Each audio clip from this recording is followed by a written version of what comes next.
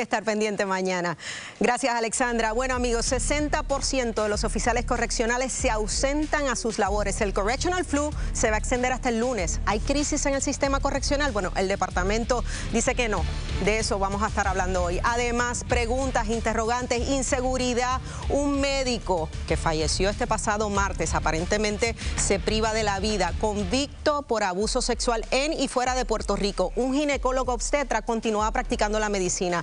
Vamos a estar dando los últimos detalles en cuanto a la investigación policíaca. Además, analizamos todo el caso. Y en lo que no te dicen, Jorge Colbert Toro nos habla si son correctas las estrategias de los partidos de cara a las elecciones del 2028. Con esto y más, comenzamos a jugar Pelota Dura.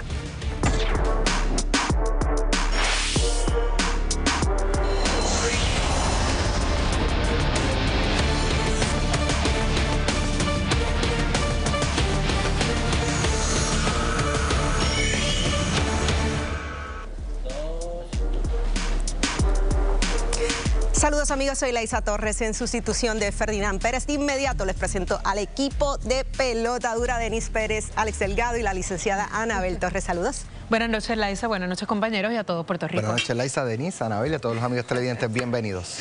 Buenas noches a todos, a los televidentes y a nuestros invitados. Aquí no hay flu, aquí hay estamos trabajando en vivo. Perfecta, exacto, no hay flu, no, Pelota Dura no tiene flu. Bueno, donde hay flu sí es en el sistema correccional del país, el Correctional Flu, que se extiende hasta el lunes. Veamos un resumen. Una oleada de ausencias entre oficiales de custodia del Departamento de Corrección y Rehabilitación ha provocado cierres parciales en instituciones penales, suspensión de servicios esenciales y, según el sindicato, durante la última semana, cerca del 60% de los oficiales se ausentaron como parte de una protesta silenciosa llamada Correctional Flu. En algunas prisiones se reportó que portones quedaron abiertos y módulos sin supervisión, aunque las autoridades alegan mantener el orden. El secretario de Corrección, Francisco Quiñones, ha rechazado que exista un caos operativo. Bueno, hay un grupo pequeño de oficiales que no se han reportado a trabajar. Se ha reubicado personal de otras áreas y está todo bajo control. Y esta administración va a atender los reclamos responsablemente, pero son reclamos que datan del 2021. La alianza ha negado que se trate de una huelga organizada por el sindicato y responsabiliza al departamento por el desgaste físico y emocional acumulado entre los oficiales, causante del ausentismo masivo. El Departamento de Corrección ha enfrentado una crisis de personal durante años, incluso con campañas de reclutamiento y ajustes salariales que no han logrado frenar renuncias o licencias prolongadas. En instituciones clave apenas hay el mínimo de oficiales necesario para garantizar la seguridad. La situación ya ha tenido impacto. Se han suspendido visitas, limitaciones en los traslados médicos y a tribunales y restricciones en áreas comunes. Por ahora, el secretario mantiene que no hay una crisis descontrolada, pero el llamado Correctional Flu refleja un problema estructural, un sistema penal exhausto, con bajo personal y personal fatigado, que amenaza con convertirse en una crisis si no se atiende de inmediato. Y esta crisis la analizamos con nuestro panel, licenciado José Negrón, exsecretario del Departamento de Corrección y Rehabilitación, además Jessica Martínez, presidenta de la Alianza Correccional Unida. Gracias a ambos por estar acá. Buenas noches. Jessica, comienzo. Escuchó al secretario del Departamento de Corrección. Un grupo pequeño, no hay tal crisis. ¿Es cierto eso? No, no es un grupo pequeño. Te puedo decir que ha aumentado, después de esas expresiones, han aumentado las ausencias de los oficiales correccionales a las instituciones. Hay prácticamente en turnos que son de 36 oficiales, te puede llegar solamente 2 oficiales. Te doy el ejemplo de Ponce Principal hoy, se esperaba 53 oficiales y lo que llegaron fueron 10 oficiales. 10 oficiales en Ponce. En Ponce Principal. Y las demás instituciones, turnos completos, no se han presentado a trabajar. Se está trabajando con las unidades especiales, que obviamente los compañeros dan un poco más la milla extra, el turno especial que es el 8 a 4, que también da un poco la milla extra también, y uno que otro compañero que está asignado en puestos civiles, ¿verdad?, que lo han movido para que puedan entonces entrar a las cárceles y poder ¿verdad?, custodiar y garantizar los servicios y lo que es la seguridad. ¿No se ha reportado ningún incidente violento? Hasta el momento no. Podemos entender que la población penal está cooperando con los oficiales que entienden el reclamo, incluso los familiares también de los confinados, cuando hemos dado la vuelta, están en apoyo a los compañeros. Y a mí me preocupa mucho lo que es la seguridad dentro de las cárceles, la actitud que ha tomado como de de minimizar esta manifestación.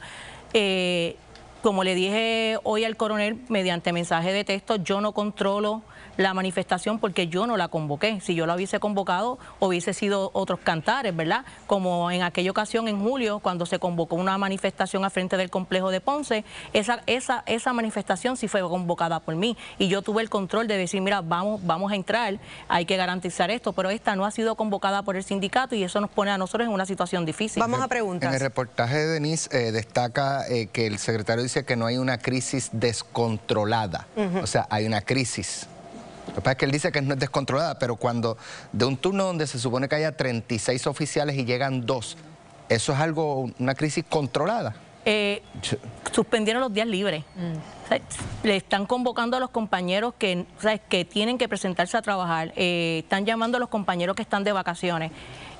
No hay una crisis, él no quiere aceptar que hay una crisis, no darlo por escrito tampoco, pero tampoco, o sea, esta situación de suspender los días libres a los compañeros, yo entiendo que es una provocación a los compañeros que están dando la milla extra, porque entonces van a decir, yo no voy a ir porque yo tengo mis derechos independientemente, yo necesito un descanso, estoy trabajando 16, 20 horas para que tú me vengas a decir ahora que también tengo que ir mi día libre. Licenciado, ¿usted hubiese dicho lo mismo que dijo el secretario de Corrección ante este panorama que se está viviendo en las cárceles? No.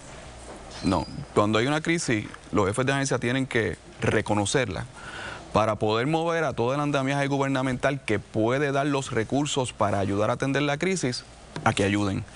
En la medida de que el secretario, yo entiendo lo que él está haciendo, crisis controlada, pues controlada porque aún los penales están bajo control, pero ciertamente está reconociendo que tiene una crisis. Y esa crisis, como la describe Jessica, tiene unos efectos en cadena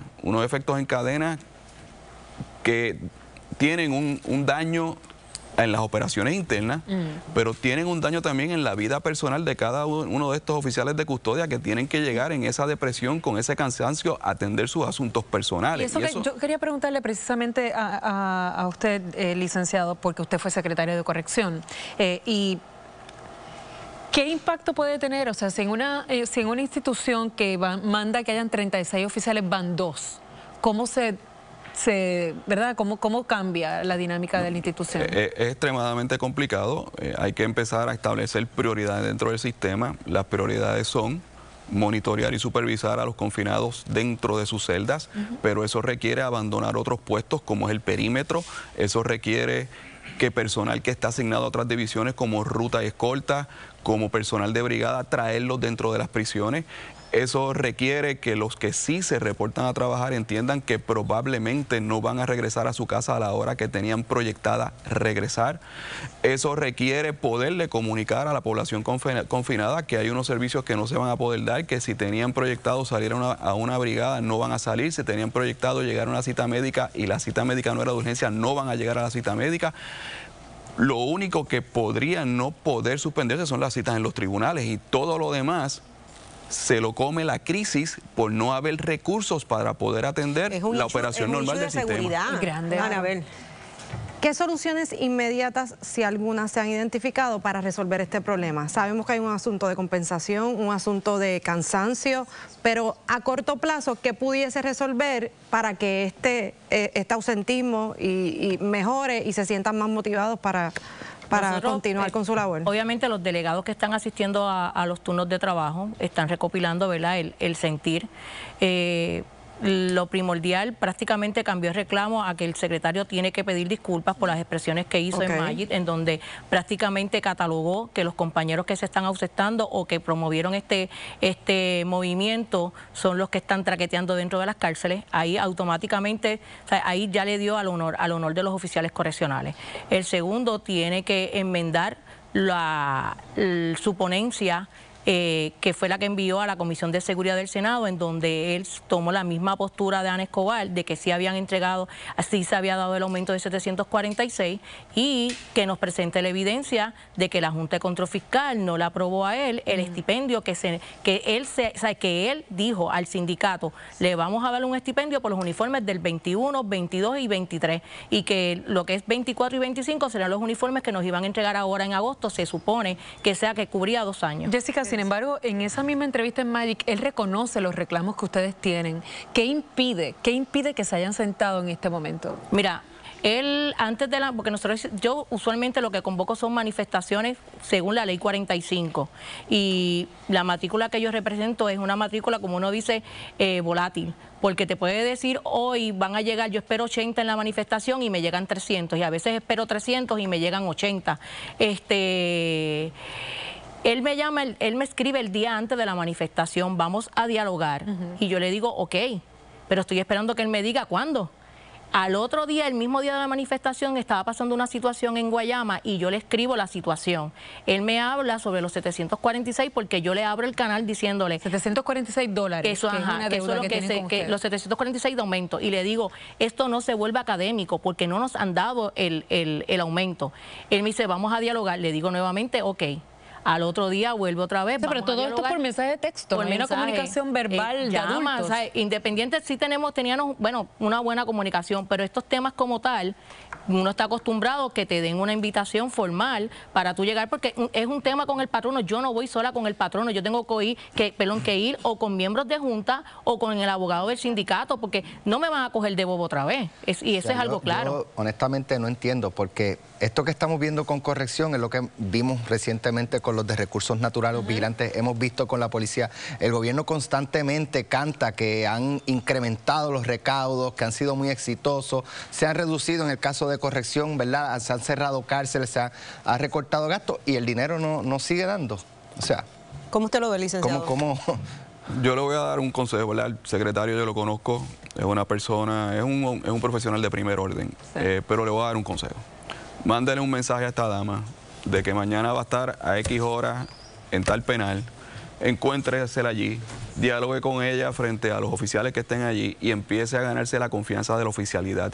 Una vez usted se gane la confianza de la oficialidad, esa oficialidad, y se lo voy a dar por experiencia propia, lo van a acompañar a hacer los reclamos a los foros correspondientes para obtener lo que los oficiales se merecen. Sencillo, comunicación. Gracias a ambos por estar acá. Pasamos con Kimberly. Gracias, Laisa. Ya está con nosotros el hombre de los datos, Jorge Colbert. ¿Qué está pasando en los partidos políticos camino a las elecciones? ¿Están atendiendo los reclamos de los electores? Ya Colbert nos cuenta lo que no te dicen. Además, suicidio de ginecólogo en Manatí abre caja de Pandora. ¿Cómo podía practicar en la isla si ya era convicto? ¿Qué pasó? Le damos todos los detalles solo aquí en Jugando Pelota Dura. Esto es Jugando Pelota Dura. Bueno, de cara a elecciones 2028, ¿son correctas las estrategias, los movimientos de los principales partidos políticos? Jorge Colbert, profesor de Gobierno y Política Pública, nos dice más en Lo que no te dicen.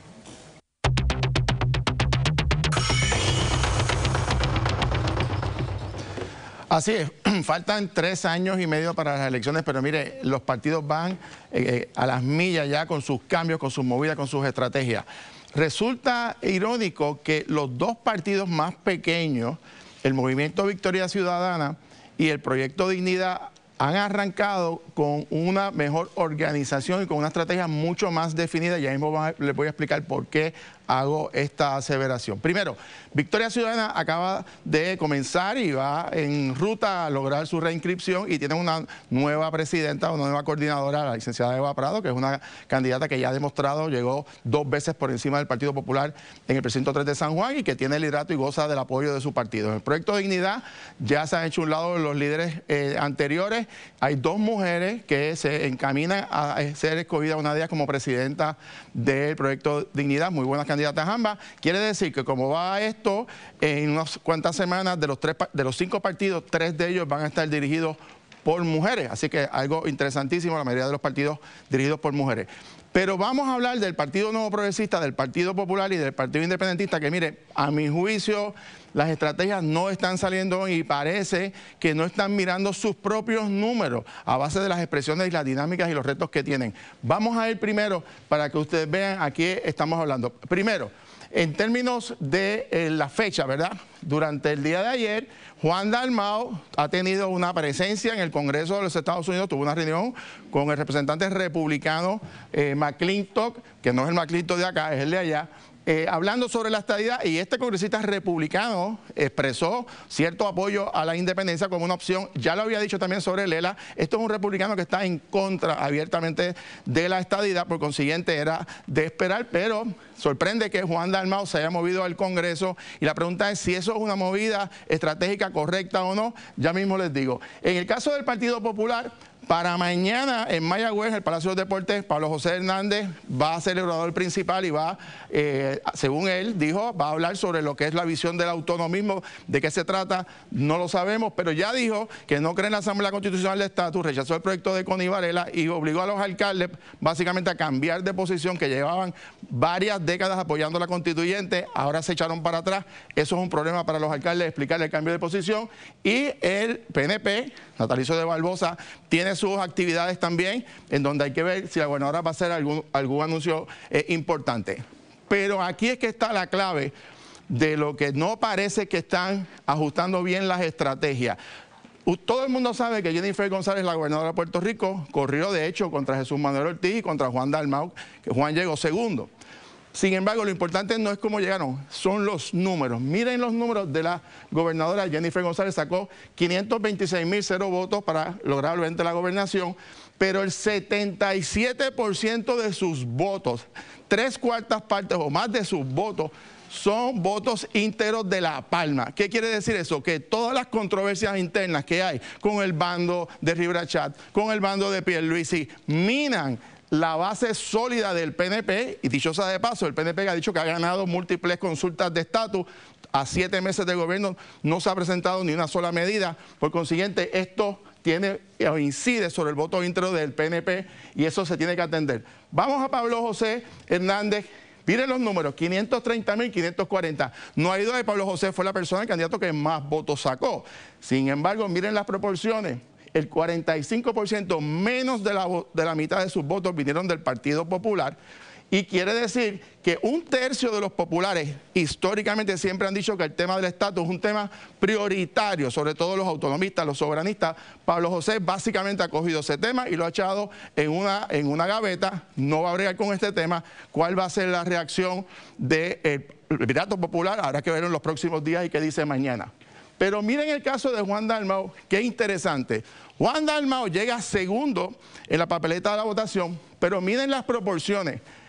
13% de sus votos, solamente 52.000 votos fueron votos del PIB. Juan Dalmau sacó 392.185, de los cuales el 87%, todo lo contrario a Pablo y a Jennifer González, vinieron de votos fuera del PIB. Miren la cantidad de votos que él sacó, 340.149 por encima de los votos del Partido Independentista. ¿Qué quiere decir eso? Que la fuerza de Juan Dalmau, si es que quiere correr para gobernador, está fuera del PIB, tiene que crecer aún más. Sacó, para que tengan una idea, miren estos números.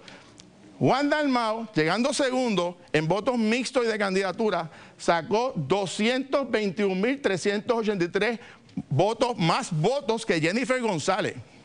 Oigan esto, más de 220.000 votos por encima de Jennifer González en votos mixtos de candidatura, y sacó más de 50.759 votos por encima de Pablo José. ¿Qué quiere decir eso?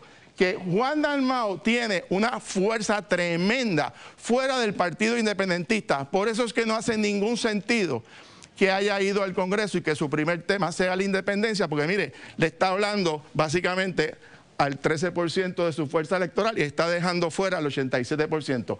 Mientras Juan Dalmau le habla a la minoría de sus propios seguidores, Pablo José no quiere hablar del desarrollo de Lela, lo que afecta a su base política, y Jennifer González, con las pugnas que hay en el PNP, está minando su propia base. Los tres partidos principales, las estrategias evidentemente están teniendo tropiezos. Parece que no han visto sus propios números electorales. Regresamos con Laisa. Gracias, Jorge. Y a 7 meses de gobierno de Jennifer González, también hay que analizar cómo estos números han cambiado. Alex, Anabel. Sin duda alguna. Fíjate, a mí lo que me llama la atención es cómo Juan Dalmau, cuya consigna, una de las consignas principales, un voto por mí, no es un voto por la independencia. Y entonces sus actuaciones, una vez pasadas las elecciones, es estar asistiendo al Congreso a promover la independencia. Así que es un poco contradictorio y cómo en una eventual campaña política él puede repetir esa consigna cuando lo que le van a sacar es, eso dijiste la otra vez y te pasabas metido en el Congreso promoviendo la independencia. Y eso le beneficia de alguna forma a Pablo, en la medida que Juan siga hablando de la independencia en una futura candidatura, va a poder irse al récord de lo que hizo para tratar de ese voto que no cree en la independencia, de alguna forma retorne a una de las otras alternativas. No obstante, Pablo tiene que trabajar no solo con su base política, pero su base política tampoco es suficiente. Por lo tanto, su tema del estatus tiene que incluir que un estadista no se sienta ofendido, ni un independentista o más de izquierda tampoco, y ahí es que está el gran reto. Y su base política que no se afecte, pero también tiene que tener un mensaje. Están hablando de que él es una autonomista, pero ¿cuál es el nivel de autonomía? Claro. Mañana mañana hay una actividad del ELA. ¿Qué ELA? Hay tantas definiciones de ELA, hay tantas definiciones como personas que crean en el ELA. Todos tienen una definición diferente. Así que yo creo que el reto principal de Pablo José en este momento es encontrar ese punto que la gente se entienda, que se sienta cómodo con el ELA que él propone. Bueno, y eso es de cara al 2028. Vamos con Margarita. Gracias, Laisa.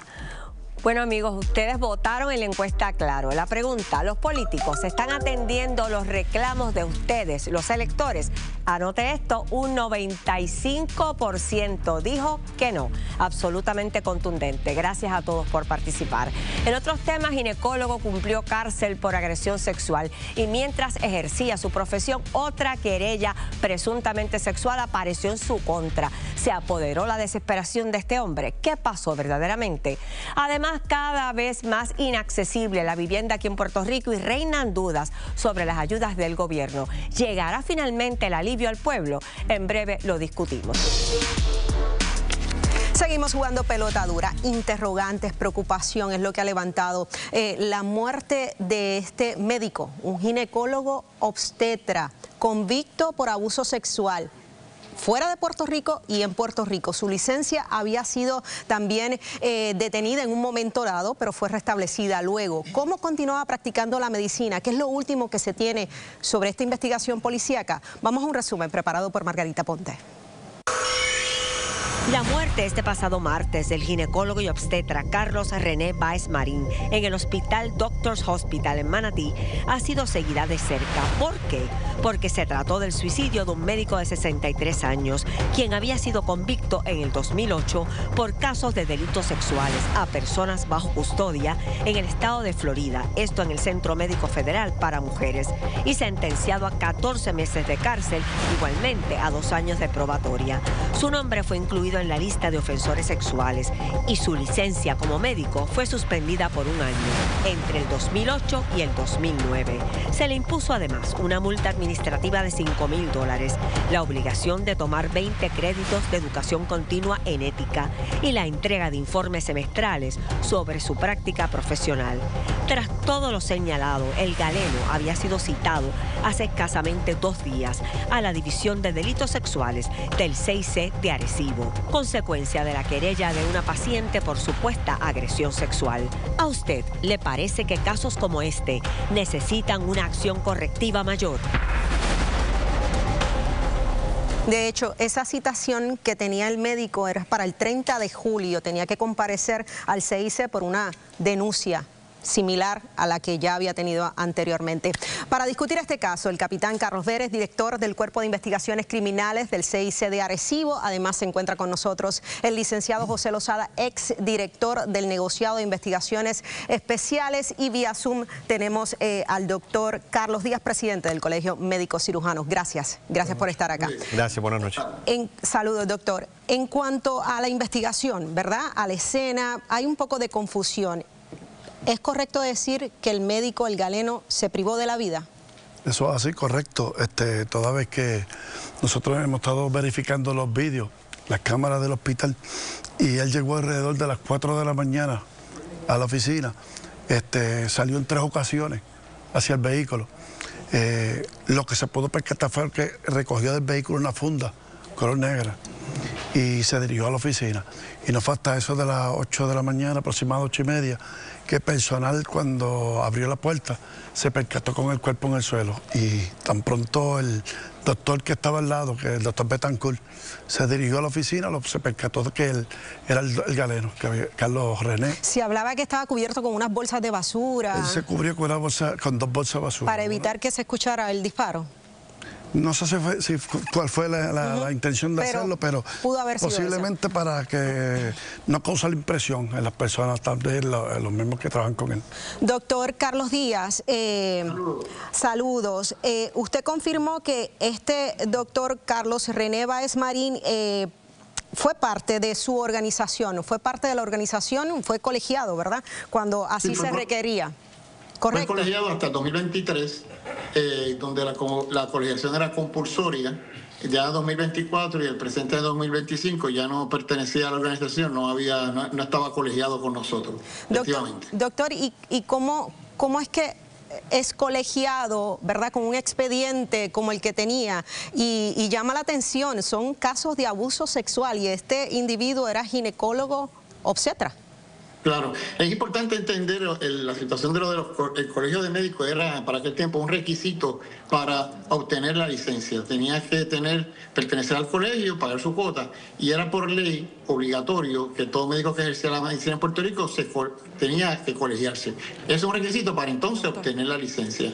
Estar colegiado, nosotros no tenemos el poder, ¿verdad? Por la ley que nos cumple a nosotros, no tenemos el poder de nosotros buscar o hacer algún análisis del pasado delictivo de esta persona, sino pues otorgamos la colegiación como un requisito, ¿verdad? Como parte de pertenecer a una organización. O sea, el colegio como tal no investiga, no le hace una revisión del expediente.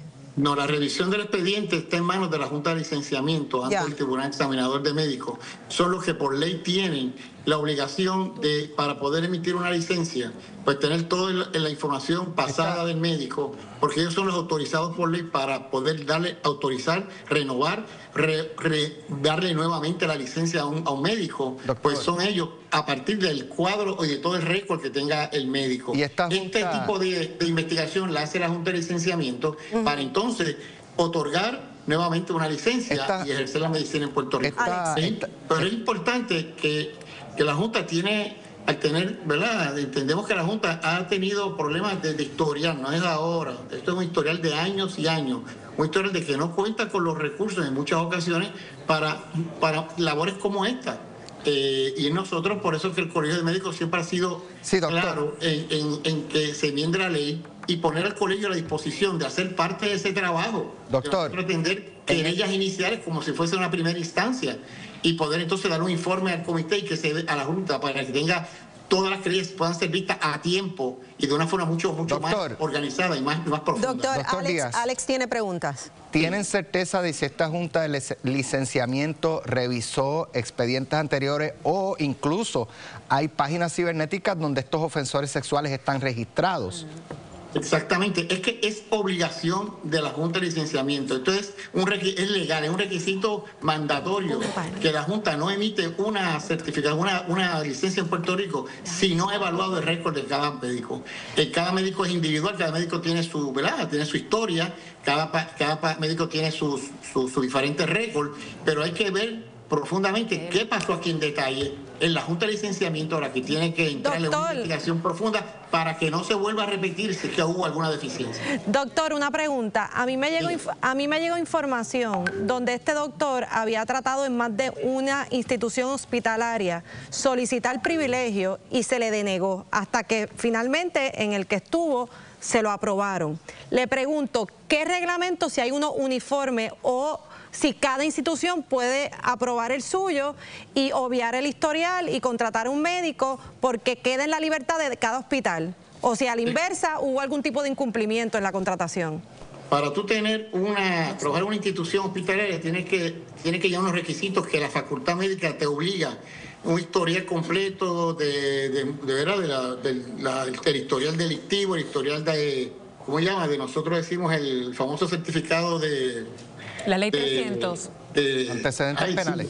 antecedentes penales, y hay un estricto, también la facultad médica y las instituciones están obligadas, los hospitales están obligadas a que, porque eso es un privilegio ser de un hospital, de una facilidad médica, y eso lo otorga la junta de la facultad médica de la institución. Eso no es así que cualquiera puede ser parte de un hospital porque le da la gana. No. Tiene que pasar también por el sedazo de la institución. Hubo ese historial, alegadamente, su historial, que algunas lo delegaron y esta lo aceptó. Hay que ver entonces cuál fue la razón específicamente por qué la institución lo hizo y por qué otras no. Doctor Carlos Díaz, gracias por su opinión sobre este caso. Denise. Tengo una pregunta para el licenciado Lozada. En términos de la sentencia, ¿cómo o sea, tú lo encuentras culpable de agresión y parte de la sentencia es te suspendo la licencia por 1 año?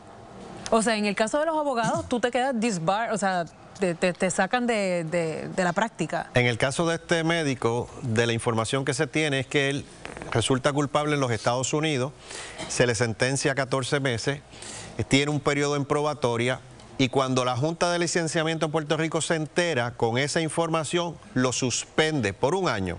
Le impone una multa de $5,000 y él cumple de 2008 a 2009. Pide entonces ser reinstalado y lo reinstalan. De lo que yo he podido observar, aquí ha habido una falla garrafal en términos de que nadie hizo un background check, ver el historial de esta persona para poder determinar ese historial, y de igual forma nadie buscó en el registro de ofensores sexuales, porque esa página se busca y allí están los nombres, las direcciones y la foto de la persona. Así que ese ejercicio nadie lo hizo y por eso ese señor estaba allí. Obviamente aquí con esta muerte pues se cae me imagino la investigación de la querella de agresión sexual de la víctima. No obstante, esa víctima puede entablar alguna acción civil sobre las personas que decidieron que este médico o autorizaran que este médico pudiera volver a ejercer. O sobre la institución donde estaba trabajando, sobre la institución donde estaba laborando. La parte criminal se extingue la causa de acción en la parte criminal con la muerte, pero pudiera haber una acción civil porque si fueron negligentes, si no cumplieron con unos requisitos de background check, de investigar a esta persona antes de contratarlo, podría haber algún tipo de responsabilidad civil. Claro que sí. Teniente, rapidito, otras féminas que quizás hayan sido víctimas y no hayan acudido a radicar una querella, ¿pueden hacerlo? ¿Qué sucede en estos casos? Porque se comuniquen al 804.000. Pues nosotros vamos a investigar independientemente, ya el doctor está muerto. Claro. Pero ellos tienen el privilegio y pueden asistir a la noticia. La investigación sigue, entonces, para recibir querellas de otras féminas quizás víctimas y poder entablar un caso con la institución o con algún... Eso así, podrían pasar. Pudiese ser. Bueno, pues ahí está. Gracias a ambos. Gracias por estar acá. Pasamos con Margarita. Laisa, escucha esto. A 5 años de los terremotos siguen las cicatrices abiertas en los municipios del sur. ¿Cuándo sanará esta región? Además, continúan los cuestionamientos por crédito para vivienda joven. ¿Está o no disponible ese alivio para nosotros, para el pueblo? Rompen la confianza aquellos a quienes les encargamos nuestros hijos. ¿De quiénes estamos hablando? Usted se entera en solo minutos. Sigo contigo, Kimberly. Gracias, Margarita. Y escuche bien, Jugando Pelota Dura se va de weekend para el sur. Este 1 de agosto, tú nos tienes que acompañar en el Paseo Atocha en Ponce. Disfruta todo el día con nosotros de programación en vivo de Jugando Pelota Dura, radio y televisión, y conoce todo lo que tiene para ofrecer el sur de Puerto Rico. En la noche, déjate llevar por la elegancia de Ventana al Jazz desde la Perla del Sur. Comparte con Ferdinand Pérez y todo el equipo de Jugando Pelota Dura, así que aprovecha, yo voy a estar allí, la vamos a pasar fenomenal. Recuerda, te invita el municipio autónomo de Ponce, copresentado por Claro, First Bank, For Business y la Bodega de Méndez. Esto es Pelota Dura. 5 años han pasado desde que la tierra tembló fuertemente en la zona sur. Jugando Pelota Dura llegó hasta Guánica para conocer cómo se ha recuperado el municipio. José Moura nos preparó el siguiente reportaje. La isla despertó sacudida por un violento terremoto. Estábamos en casa cuando eso pegó, mira, así. Hay mucha ansiedad, mucha incertidumbre. Entre 8 y 10 mil personas están durmiendo en la calle. Pareciera que el tiempo se detuvo.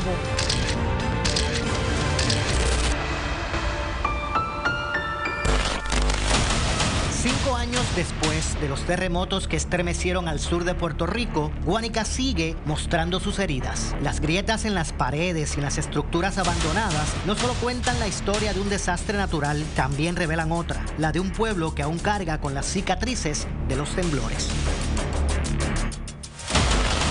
Aunque gran parte de la reconstrucción finalmente se ha encaminado, los vestigios de los terremotos siguen a la vista y afectan más de lo que se ve. Porque en Guánica las ruinas físicas son también un espejo del impacto emocional en su gente. Además es un recordatorio de lo que falta. Se siente triste porque a pesar del tiempo todavía hay casas bien desmejoradas. Pues las experiencias han sido fuertes. Estuvimos varios meses en los refugios. A pesar de que hubieron ayuda de los ciudadanos, pues no lo pasamos fácil.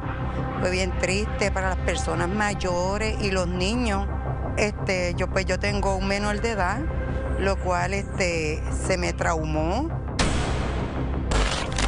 Ver las casas que uno lleva años viéndolas y verlas destruidas, pues no es fácil. Pero siempre hay que darle gracias a Dios, pues que estamos aquí todavía, aunque fue fuerte que no estuve aquí, porque casualidad que no estuve aquí en Puerto Rico. Estuve en Estados Unidos con mi hija y mis nietos, pero cuando llegué aquí a Puerto Rico, eso parecía un desierto. No parecía el mismo Guánica, que yo llevo más de 30 años viviendo aquí en Guánica, y fue muy triste. Pues poca tristeza, porque ¿verdad? Uno estaba acostumbrado a ver el pueblo bastante lleno, ¿verdad? Y ahora como hay tanta estructura rota y deteriorada que no han podido reparar, pues el pueblo se ve así vacío, ¿verdad? Uno quisiera, ¿verdad?, poder ver que se reconstruyan todas esas casas para que entonces empiece a llegar de nuevo la gente. En mi caso, que también perdí mi residencia, es algo que uno no olvida, pero eso pues te lo recuerda todo el tiempo, que eso pasó. Obviamente no se olvida, pero tú lo ves y dices, wow, todavía seguimos en esa espera, ¿verdad?, de que puedan reconstruir. A 5 años del desastre, las cicatrices de los terremotos siguen a la vista. En Guánica, basta con mirar a su alrededor cientos de estructuras agrietadas, casas vacías, abandonadas y hasta escuelas cerradas. Es un pueblo olvidado, es un pueblo que es el más pobre que hay. Ahora mismo en la isla el más pobre es Guánica. Aquí la juventud se va porque tiene que buscar dinero, se va afuera. Aquí se quedan los viejos, los que tienen seguro social. Yo estuve año y medio fuera de mi casa porque esto se me cayó. Estuve viviendo con casa del hijo mío y muchos así. El compadre que vive allá le pasó lo mismo, se tuvo que ir para Sidra. Es lo que le arreglaban la casa. Se la arreglaron, no la arreglaron, lo vinimos como al año y medio. Pero hay todavía un montón de gente que no le han arreglado la casa. No, aquí hay un montón de gente. Mira, yo tengo los vecinos, muchos vecinos. En Guánica la reconstrucción es más que levantar paredes, es sanar a una comunidad. Pero mientras las ruinas sigan de pie, también seguirá la herida abierta en la memoria colectiva de su gente. Un evento que marcó un antes y un después en Guánica. Con nosotros su alcalde, Ismael Rodríguez. Gracias por estar acá. Muchas gracias a ustedes, muy buenas noches. Dio reportaje, el sentir de la gente, ¿verdad? Un poco de tristeza, de frustración, de vejez, de abandono. ¿Comparte ese sentimiento? Claro, ese sentimiento y lo que vivimos día a día, la frustración de a veces caer en lo que es la burocracia para poder lograr las ayudas necesarias a nuestro pueblo. Ahí podían ver, como dicen, que todavía faltan viviendas por reconstruir, y es la verdad. Han llegado los fondos. Es la verdad, cuando llegó la emergencia, el terremoto en el 2020, hay que recordar que la ayuda máxima que tenía la gente disponible eran $35,000. Con $35,000 tú no reconstruías un hogar. Luego en el 2022 es que llega el gobierno federal y entonces asignan una cantidad mayor, ¿verdad?, para poder reparar las viviendas que sufrieron por terremoto, y allí es que se crea el Consul, ¿verdad?, un consorcio del suroeste, del sur, que es de los municipios de Ponce hasta el municipio de hasta ahora, ¿verdad?, luego de todo ese proceso de validación y todo lo demás, no es hasta ahora que el municipio de Guánica tiene 200 casos aproximadamente aprobados para la reconstrucción de vivienda nueva. O sea, que hemos estado en un periodo de 2 o 3 años trabajando con lo que es la burocracia, con la reconstrucción.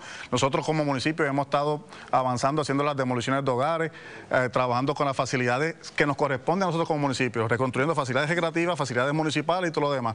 Pero también hay otras responsabilidades como el gobierno central, que son las escuelas, que no es hasta ahora que se está viendo la demolición de la escuela superior y movimiento en otras escuelas. ¿Y se convirtieron en efecto en el municipio más pobre? Bueno, eso es lo que han dicho las estadísticas, ¿verdad? De distintas organizaciones que han repartido ¿verdad? En la prensa esa información.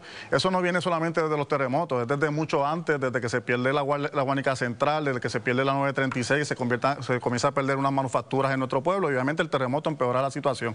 Pero hay muchos proyectos de reconstrucción, hay también un proyecto que estamos esperando de manufactura que se llama el proyecto del White Box, que será un proyecto para traer empleo en nuestro pueblo, que anunció el gobernador pasado, Pedro Pierluisi, en diciembre del 2024, y hay mucha esperanza. Yo creo que estos fondos de reconstrucción que vienen, ¿verdad? Necesitamos atenderlos, ¿verdad? Con aceleración para invertir y que esto se vea entonces en frutos para nuestro pueblo guaniqueño. Alcalde, esta radiografía que nos presenta Luis José Moura es la misma también de municipios aledaños, Lajas, Yauco, Guayanilla. Bueno, parecida, ¿verdad? Obviamente no son los mismos problemas que Yauco, pero sí más parecido a Guayanilla y otros. ¿Y las ayudas han llegado proporcionalmente igual para los municipios del Estado, del gobierno federal? Del gobierno, bueno, en reparación de viviendas han llegado proporcionalmente, ¿verdad? Lo que tiene que ver con los terremotos, ¿verdad? En el caso de Guánica es el municipio que más dinero asignado tiene, pero para que comience la reconstrucción se ha tenido que darle un proceso para que eso se lleve a cabo y eso se va a comenzar a ver en este año. Las escuelas, ¿verdad? Se va a construir una nueva escuela superior, no es hasta ahora que hicieron la demolición. Hay otras escuelas que también necesitan ser atendidas, ¿verdad? Y nosotros hemos caído, ¿verdad? Presos y trabajando ante una situación, un terremoto que ha sido el más grande y histórico en nuestro pueblo, pero también hemos caído presos a la burocracia para poder llevar a cabo los proyectos de reconstrucción. Alcalde, necesidades puntuales. Habló de que hay 200 casos ya sometidos para el propósito de reconstrucción de casa. ¿Todavía hay más necesidad? Agilidad. O sea, en cuanto a gente que está sin vivienda, o eso se cubre las solicitudes que tenían. Obviamente tenemos más problemas de vivienda, estorbos públicos en nuestra área que el municipio lo está trabajando. Proyectos de vivienda que se están desarrollando nuevos también en nuestro pueblo. Hay más cosas que atender, además de la reconstrucción de estas 200 y pico de viviendas, además de los problemas fiscales que tenemos como municipio. Y otra preguntita rápido, ¿han tenido algún reto para llegar a los fondos de reconstrucción que todavía estén pendientes o ya con el proceso? Ya tenemos prácticamente todos los fondos obligados. Ahora es el proceso de subasta, por ejemplo, en la Casa Alcaldía ya llevamos la subasta para la reconstrucción. Vamos para la segunda subasta porque nos llegó solamente una compañía. El proceso dice que para adjudicar tienen que participar 2 compañías o más. Vamos para la segunda subasta. Hemos estado trabajando con todos esos procesos. Llegamos a un momento duro, histórico para nuestro pueblo, ¿verdad? Luego de un terremoto sumamente fuerte, donde fuimos el pueblo más afectado, pero creo que estos próximos días, bueno, yo quisiera, no todo está en las manos del alcalde, también está en las manos de un gobierno central que le pedimos atención, agilidad, de que sigan mirando a Guánica, que no se recuerden solamente en nuestro pueblo cuando se cumplimos aniversario de terremoto. Turístico increíble. Seguro que sí. Ahí tenemos el malecón, ahí un ejemplo, el malecón de Guánica que lo queremos reconstruir y estamos allí conversaciones con la EPA porque también tenemos la mala suerte, como lo dice, que esa área ha sido identificada como un área contaminada, como un área de superfondo que también nos está afectando la reconstrucción del malecón. Así que son muchas de las cosas que tenemos que trabajar. Gracias. Éxito en la gestión. Pasamos con Kimberly. Gracias, Laisa. Cada vez más inaccesible la vivienda en Puerto Rico y reinan las dudas sobre las ayudas gubernamentales. ¿Les llegará el alivio al pueblo? ¿Dónde están esos incentivos para los jóvenes profesionales? Eso vamos a estar analizando. Además, traicionan la confianza y los niños pagan la consecuencia. ¿Qué está sucediendo? Usted se entera solo aquí en Jugando Pelota Dura. Bueno, seguimos jugando pelota dura, buscando ayudar a que nuestros jóvenes obtengan ese primer hogar. Arrancó ya finalmente en la banca comercial el programa Vivienda Joven, promovido por el gobierno. Vamos a ver un resumen. Kimberly. El sueño de comprar una casa parece cada vez más cerca para jóvenes profesionales. Esto luego de que finalmente se pusiera en marcha el programa de vivienda joven de la Autoridad para el Financiamiento de la Vivienda, que había sido anunciado por la gobernadora el pasado 6 de junio, pero que había quedado en el aire por alegada falta de orientación y planificación a la banca hipotecaria. Lo que quedó en el pasado, pues Banco Popular anunció entró en la lista de 22 instituciones autorizadas para ofrecer préstamos garantizados para el programa de vivienda, que ofrece incentivos de hasta $45,000 con un interés inicial de 5% para jóvenes entre las edades de 21 a 35 años que quieran comprar su primera residencia y que cuenten con los siguientes requisitos: trabajo a tiempo completo, ingreso anual de $20,000 a $86,000 y que haya completado estudios en instituciones acreditadas. Banco Popular es el primer banco comercial de la isla en la lista, ya ofreciendo el préstamo para jóvenes, pero en la lista figuran cooperativas y otros bancos hipotecarios. Para información, entre al portal de la Autoridad para el Financiamiento de la Vivienda. ¿Cuál es el impacto de esto? Bueno, lo analizamos con nuestro panel. Lourdes Aponte, expresidenta del Centro Unido de Detallistas; Soime Álvarez, como siempre, presidenta de la Asociación de Bancos de Puerto Rico; y la licenciada Ariadna Godró, abogada y directora ejecutiva de Ayuda Legal de la isla. Gracias a las tres por estar acá.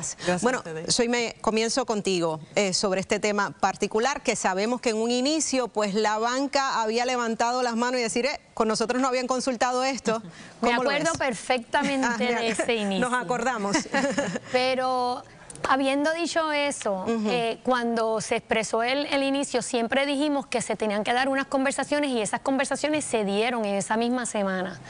Y hubo reuniones con la Autoridad de Financiamiento de Vivienda y todos los bancos comerciales. A partir de eso, la banca comercial se va reuniendo de forma individual con la Autoridad de Financiamiento de Vivienda, trabajan internamente y entonces promueven, ¿verdad? No tan solo este programa, sino muchos de los programas que también están al servicio de estos jóvenes y que presentan muchas ayudas, como por ejemplo... Pero se hizo el anuncio sin haber hablado con la banca comercial. Bueno, yo expresé bien claramente que conmigo no se había hablado, ¿verdad? Y con la Asociación de Bancos.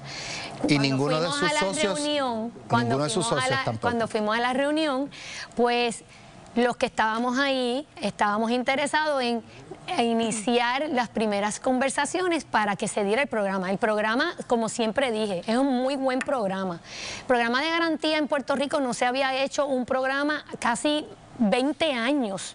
No se había diseñado un programa de garantía por la Autoridad de Financiamiento de Vivienda. O sea, que tiene muchas novedades y noblezas y que viene a atender una necesidad grave, que es la situación de los jóvenes para que se queden en Puerto Rico. No tanto la necesidad de vivienda, porque esa necesidad hay que atenderla, la vivienda, ¿verdad? Porque la necesidad hipotecaria la hay de diferentes formas. Hay diferentes productos como veterano, rural, este producto de vivienda joven, que vienen a ayudar para poder hipotecar su propiedad. Si la consiguen. Pregunta de seguimiento rápido para el asunto de los bancos. ¿Qué factores está siendo determinante para que una institución quiera participar y otras no decidan entrar al programa? La desconozco, porque eso es por cada particularidad de cada banco. Aquí la banca, ¿verdad?, tiene que dar unos informes, y es una banca transparente, es una banca clara y tiene sumamente regulada. Así que siempre tienen que hacerse llegar por las diferentes situaciones internas de estructura, del crédito, de cuánta es la tasa de interés, que vaya atado una tasa de interés posiblemente con ese rating de buen pago, de crédito, cuál es la capacidad de pago de esa persona. O sea, es otro tipo de análisis. La banca se queda con ese préstamo en cartera. Las instituciones no depositarias venden el papel para ellos poder seguir generando ese préstamo. Así que es distinto. Hay otras instituciones no depositarias, cooperativas, que están, inclusive la propia Autoridad de Financiamiento de Vivienda, que cuando la banca no estaba todavía preparada, siempre se le da la orientación que fueran directamente a la Autoridad de Financiamiento de Vivienda, porque ellos originan préstamos. Ariadna, ¿Qué tipo de vivienda se puede adquirir con este incentivo? Sí, mira, yo creo que lo primero, Denise, es que hacía falta claridad con este tipo de productos. Soimé pues ya levantó algunas cosas en su momento. De hecho, se ha corrido el rumor que esto, porque la gobernadora dijo eso en un inicio, se financiaba con fondos CDBGDR. Esto no son fondos CDBGDR, esto es un seguro que da la Autoridad para el Financiamiento de la Vivienda a personas entre 21 y 35 años que tengan un crédito de 600 puntos o que puedan probar que tienen un historial de pago por métodos alternos y que puede financiar viviendas para personas que ganan entre $20,000 a $86,000 o entre $20,000 a $150,000, financiando viviendas de hasta $300,000. De hasta 300. Yo pienso que todo programa que ayudas a adquirir vivienda puede ser bueno. La pregunta es cuán real es esto en el contexto de país que tenemos cuando aún no ha abierto lo que se había prometido, que es más dinero para el programa de asistencia al comprador, que sí se ha aprobado que es efectivo. Aponte cuán real puede ser esto en el... Exacto. ¿Hay inventario entonces para los jóvenes? Ahora mismo ese es uno de los retos que tenemos y lo estamos viendo, ustedes mismos los han reseñado en el pasado, donde el inventario, entiéndase, de propiedades, ya sean propiedades reposeídas, que ya son estorbos que se están próximos para de estorbos públicos, o ya sea que son por herencias que no se han podido, ¿verdad?, transar, pues dentro de ese inventario pues lo vemos, ¿verdad?, limitado.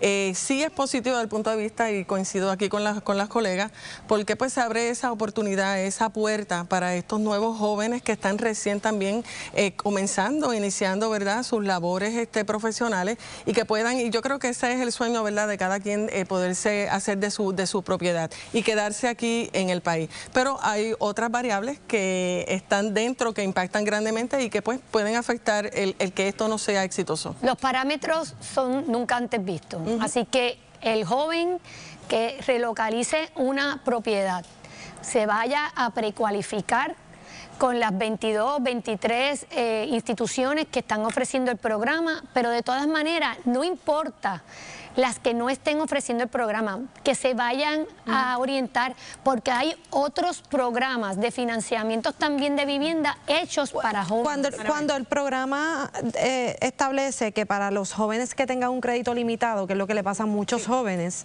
se va a estar aceptando un crédito alterno, significa que tiene que haber un solicitante con el joven o los jóvenes del préstamo. Es otra manera de... O es un garantizador. O es otra manera de demostrar. Puede ser un buen historial de pago de las cuentas, de las rentas, etcétera, etcétera. Importante, el programa de asistencia al comprador, que es otro programa, es el que da dinero. Este programa no da dinero. Este programa lo que hace es un producto de financiamiento más favorable porque financia hasta el 98%.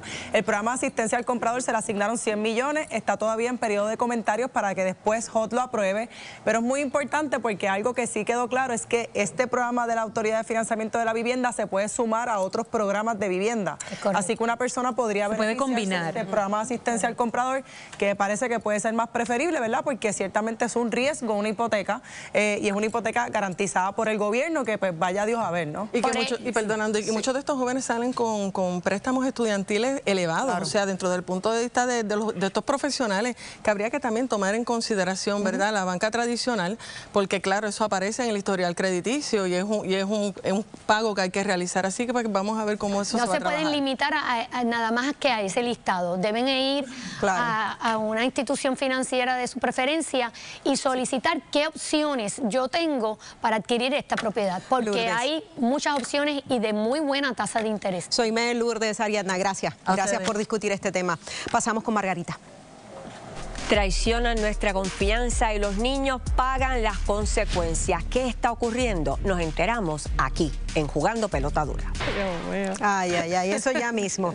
Bueno, en otros temas, vamos a abordar uno en particular que ha conmovido a comunidades educativas, religiosas. Se trata de los múltiples casos de abuso sexual presuntamente cometidos por maestros, algunos de ellos vinculados a instituciones religiosas. Figuras que se supone pues representen confianza, que sean de formación, de guías de fe para nuestros jóvenes. Vamos a hacer un recuento de algunos de estos casos, uno de ellos más reciente, y hablamos del caso, por acá está, de Lisamari Rivera García, de 42 años, maestra de religión, acusada por tráfico sexual de menores. Sus víctimas, jóvenes de 15 y 17 años, enfrenta cargos a nivel federal. De hecho, permanece en prisión ya que el Tribunal Federal le negó la fianza. A Eneudi Pérez Santiago, acusado también en julio igual que Lisamari.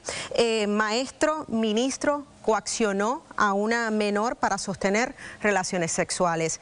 Y recordamos el caso de Kiara Ramos Meléndez. Esto fue hace unos meses atrás. Se declaró culpable de explotación sexual de un menor. Esto fue en la zona de Mayagüez, un menor de 13 años.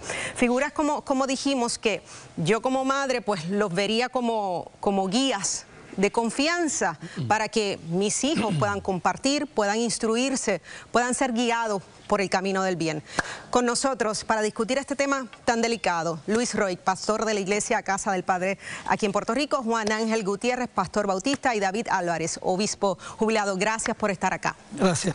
Bueno, un privilegio. Buenas noches a todos. Realmente esto conmueve, esto preocupa, porque, insistimos, son figuras que se supone sean guías para nuestros jóvenes. ¿Cómo lo ven? Mira, quiero partir de esa premisa porque más allá de que se supone, es una obligación que tiene cada persona que está dando el privilegio de poder servir a través de la educación. Puerto Rico lleva en los últimos 3 años sobre 2.500 casos de abuso sexual a menores. Así que es una problemática que está presente en nuestro país. La fe no fue creada para manipular, para abusar y mucho menos para destruir.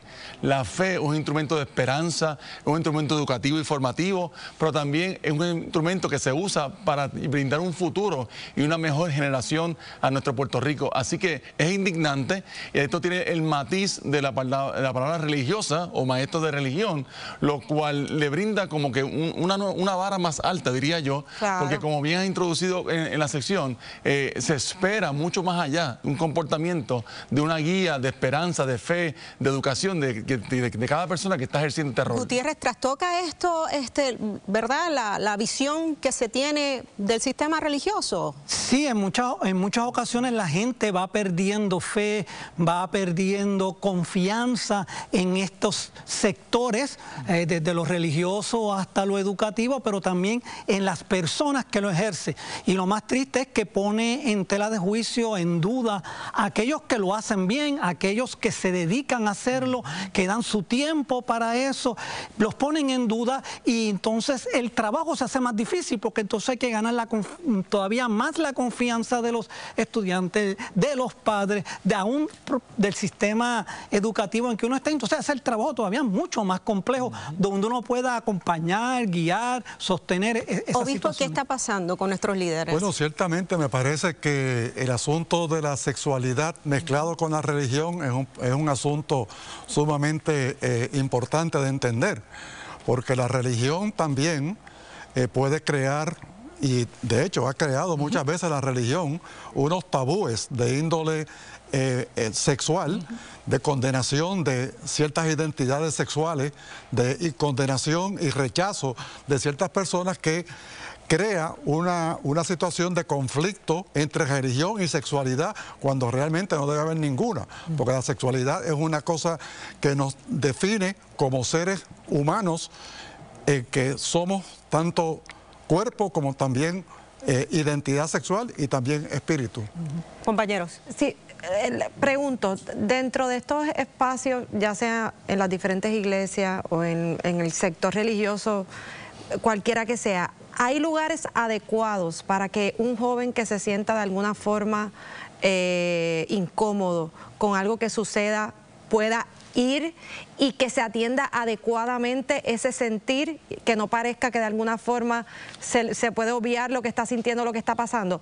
¿O en ese todavía hay mucho que mejorar, como tantos otros espacios e instituciones del país? Yo creo que es importante eso, hay que mejorar. Yo creo que tenemos que intencionalmente hacerlo, y como decía el obispo, es decir, ayudar a nuestros jóvenes a entender todo lo que tiene que ver con la sexualidad, y que puedan responder de manera sana, que puedan decir esto no se puede hacer, esto no es posible. Y las instituciones religiosas educativas deben tener una persona donde el estudiante o la estudiante pueda decir: esta es la persona a la que yo voy a ir, y esa es la persona que va a responder no a la institución, va a responder al bienestar de ese menor, de esa persona. Y parte de lo que tenemos que hacer es desligar eso, porque a veces estas personas protegen la institución y no necesariamente a la víctima. Y eso es lo que tenemos que atacar y tenemos que tener claro. Alex, eso creo que es un problema central. Sí. En otros temas, las determinaciones, ¿verdad?, en Estados Unidos respecto al aborto y de estos sectores republicanos, ¿verdad?, buscando prohibir el aborto, sale una encuesta que revela que el 68% de los americanos están a favor del aborto legal. ¿Cómo choca esto con la percepción de que estos políticos responden quizás a unos sectores religiosos que son pues probablemente para algunos mayoría y que por eso responden a esas visiones? Cuando el 68% de los americanos, esa encuesta dice que está a favor del aborto legal. Porque la mayoría de la gente, mucha gente en Estados Unidos no vota por las cuestiones culturales y morales. La mayoría de la gente y las propias encuestas dicen que la mayoría de norteamericanos vota cómo está la economía, cómo está mi bolsillo, cómo está mi seguridad de empleo y mi seguridad económica. Y las cuestiones morales tienden a ser un segundo... Breve comentario, pastor. Pero en Puerto Rico llevamos en los últimos 2 años, 3 años, sobre 8.500 abortos. En los últimos tal vez 3 o 4 años. En la cultura es cultura. Pregunta en Puerto Rico, esa misma pregunta, y lo más seguro, la respuesta es contraria a, porque nosotros somos una cultura provida, somos mucho más propensos a ese cuidado de lo que es la mamá y el bebé en el vientre. Así que creo que tenemos un área todavía como puertorriqueños que somos mucho más provida de lo que es en Estados Unidos. Pastores, se nos acaba el tiempo. Obispo, gracias por estar acá y discutir este tema tan importante para todos. Vamos con Margarita. Este sábado se va a estar llevando un evento súper chulo, interesante para todos los jóvenes de escuela superior que estén interesados en estudiar medicina. Fabiola Díaz, fundadora de The White Coat Foundation, nos dice más. Fabiola, cuéntanos. Este próximo sábado vamos a tener lo que es nuestro primer evento para estudiantes interesados en solicitar a Escuela de Medicina en Puerto Rico. Esperamos poder ofrecerle todos los apoyos, recursos y herramientas para facilitarles lo que es el proceso de admisión, así que van a poder encontrar talleres interactivos, doctores y panelistas, e incluso hasta las escuelas de medicina de Puerto Rico estarán presentes. ¿Dónde? En el Centro de Convenciones de Puerto Rico. ¿Y desde qué hora, Fabiola? Desde las 9 de la mañana. Ave María, así que orientación, cómo solicitar a la universidad, cómo entrar a la Escuela de Medicina, todo va a estar pasando allí. Todo estará en un mismo evento, sí. Chévere. ¿Y tú estás estudiando medicina? Por ahí vamos. Por ahí vamos. Bueno. Tienes carita de eso. Gracias, Fabiola. Gracias a ustedes por tenerme. Así que todos los caminos conducen al Centro de Convenciones. Al Centro de Convenciones este sábado. Éxito. Bueno, amigos, se acabó. Y mañana estamos en vivo. Y mañana, aquí no hay flu, no vengan. Mañana estamos velando. ¿Y a mí por qué me están velando? No sé, yo te estoy velando. Mañana los veo aquí. Si Dios quiere. Jugando pelota dura. Hasta mañana, amigos. Ahora con La Bóveda. Buenas noches.